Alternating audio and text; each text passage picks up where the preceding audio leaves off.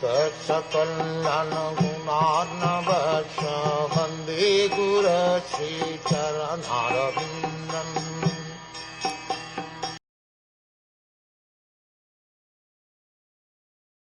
Persons who observe everything with differentiation, who are simply attached to fruitive activities, who are mean-minded, who are always pained to see the flourishing condition of others, and who thus give distress to them by uttering harsh and piercing words, have already been killed by providence.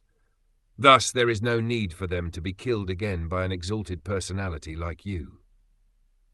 Persons who are materialistic and always engaged in fruitive activities for material profit cannot endure seeing the flourishing life of others. Except for a few persons in Krishna consciousness, the entire world is full of such envious persons, who are perpetually full of anxieties because they are attached to the material body and are without self-realization. Since their hearts are always filled with anxiety, it is understood that they have already been killed by providence.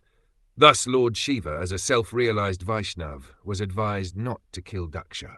A Vaishnav is described as para-dukkha dukhi, because although he is never distressed in any condition of life, he is distressed to see others in a distressed condition.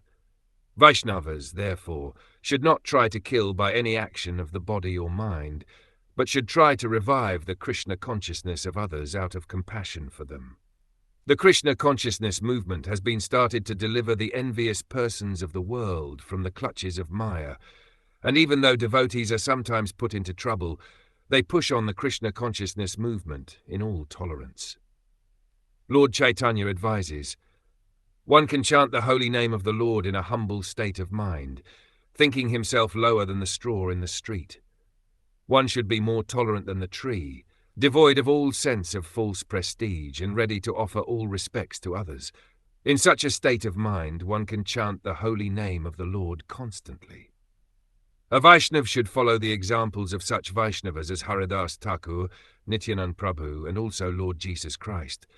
There is no need to kill anyone who has already been killed. But it should be noted herewith that a Vaishnav should not tolerate the blaspheming of Vishnu or Vaishnavas, although he should tolerate personal insults to himself.